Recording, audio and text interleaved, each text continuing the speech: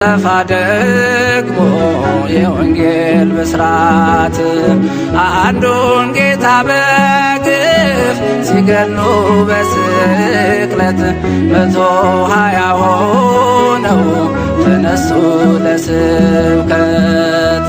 የድንጋዩ ናዳ ምንም አልተሰማኝ ጌታዬን በክብር ሳየው እሱም ሲያየኝ።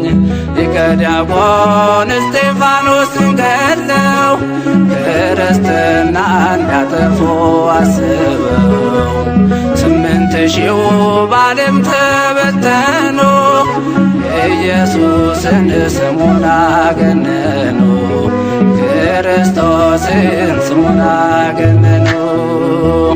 እያየሁህ በቀኝ